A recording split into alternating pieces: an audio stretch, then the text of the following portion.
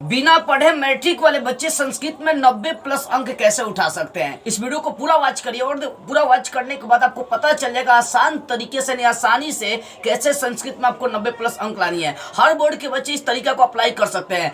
For example मैं आपको देना चाहूंगा बिहार बोर्ड का। देखो बिहार बोर्ड का जो संस्कृत है, आप किसी भी बोर्ड से तो पहले आप पैटर्न को समझिए। जैसे बिहार बोर्ड में 50 नंबर का ऑब्जेक्टिव करता है, 13 नंबर का संस्कृत गद्यांश करता है, संस्कृत पत्र संस्कृत में आवेदन लिखने के लिए 8 नंबर का पूछता है, और संस्कृत में अनुच्छेद यानी संस्कृत में निबंध लिखने का 7 नंबर करता है, और संस्कृत जो अनुवाद होता है हिंदी से संस्कृत में ट्रांसलेट करने का वो 6 नंबर करता है, और किताबी जो प्रश्न होता है ये 16 नंबर करता है। तो बाबू कैसे हमें संस्कृत के सारे प्रश्नों का जवाब देना है। देखिए सबसे पहली बात है, अगर आपका ऑब्जेक्टिव 50% है या ऑब्जेक्टिव इससे कम है, ठीक है, बिहार बोर्ड में तो 100 ऑब्जेक्टिव देगा, 50 ऑब्जेक्टिव का जवाब देना होता है, ठीक है। तो अगर ऑब्जेक्टिव आपका 50 नंबर का है तो आपको ऑब्जेक्टिव में कैसे पूरे मार्क्स लाना है, चलिए इसका आसान तरीका बता रहा हूँ। देखो संस्कृत का अगर ऑब्जेक्टिव में पूरे नंबर लाना चाहते हैं तो उसके लिए आपको पूरा किताब पढ़ना पड़ेगा, पूरा संस्कृत का व्याकरण पढ़ना पड़ेगा। अगर आप ये नहीं किया है तो बाबू एक काम कर लो, मेरे व्हाट्सएप ग्रुप से आप जुड़ जाइए। व्हाट्सएप ग्रुप से जुड़ जाएंगे तो आपको टाइम से 8:30 8:45 तक संस्कृत का रियल ऑब्जेक्टिव ग्रुप में शेयर कर दी जाएंगे।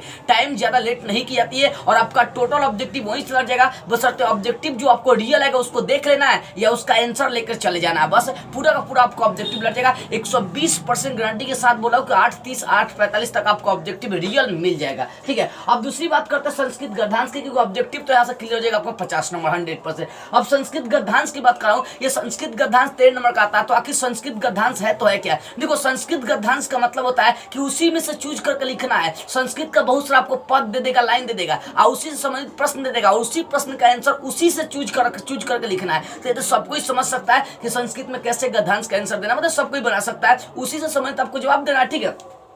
अब देखो 13 नंबर तो आपको उसी में से खोज के लिखना होता है, तो इसमें कोई बच्चे को दिक्कत नहीं होगा। अब आते हैं जैसे बात करते हैं संस्कृत पत्र लिखने का। संस्कृत में पत्र या आवेदन कैसे लिख सकते हैं, बाबू इसका लिंक डिस्क्रिप्शन में दे दूंगा। 2 से 3 मिनट का वीडियो है, उसको देख लीजिए, और देखने के बाद आपको याद भी नहीं करना पड़ेगा संस्कृत में कैसे पत्र लिखना, सिर्फ देख लेंगे तो एग्जाम में कोई भी पत्र आएगा संस्कृत में लिखने के लिए आसानी से आप लिख पाएंगे। उसका लिंक डिस्क्रिप्शन में जरूर जाकर आप देखिएगा। अब आते हैं संस्कृत अनुच्छेद। संस्कृत अनुच्छेद का मतलब संस्कृत निबंध। संस्कृत में निबंध कैसे लिख रहा है इसका भी ट्विकली मैंने बता दिया। संस्कृत में निबंध लिखने का तरीका जो है डिस्क्रिप्शन में लिख दिया गया है, सिर्फ वीडियो को देखिए। ये संस्कृत में आवेदन और संस्कृत में अनुच्छेद, ये दोनों लिखने का तरीका 2 से 3 मिनट का एक वीडियो, उसको जाकर देख लेना, दोनों का लिंक मिल जाएगा। और 100% गारंटी देते हैं कि वो वीडियो देखने के बाद आपको पत्र लिखने चलाएगा, वो वीडियो देखने के बाद आपको संस्कृत में निबंध लिखने चलाएगा। उसके बाद संस्कृत में कैसे अनुवाद करना है। अनुवाद का मतलब हो गया कि हिंदी से संस्कृत में ट्रांसलेट करना है। जैसे हिंदी तो इंग्लिश करते हैं ना, उसी प्रकार से हिंदी से संस्कृत में ट्रांसलेट करना है, इसी को संस्कृत अनुवाद कहेंगे। तो ये संस्कृत जो अनुवाद होता है 6 नंबर का आपके एग्जाम में करते हैं। तो संस्कृत में अनुवाद अगर 6 नंबर कर रहे हैं तो अनुवाद भी लिखने का एक ट्रिक मैं बताऊं, उसका भी लिंक डिस्क्रिप्शन मिल जाएगा, जाकर देख लीजिएगा। इस वीडियो को देखने के मतलब अगर अनुवाद लिखने वाला वीडियो आप देख लेते हैं तो कहीं आप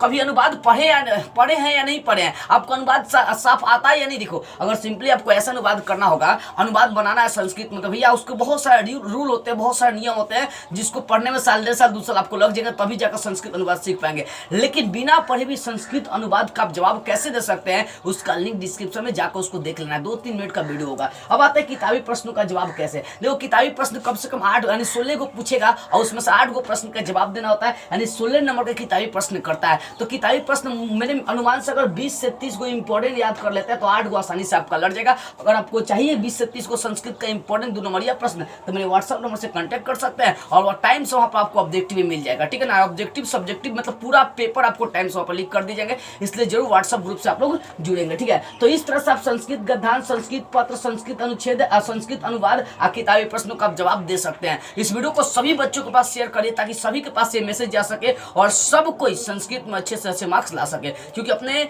देश में जो है ना संस्कृत में बच्चे बहुत कमजोर होते हैं। इसीलिए मैं चाह रहा हूँ कि हर बोर्ड के बच्चे संस्कृत में पूरे के पूरे नंबर ला सके। जय हिंद।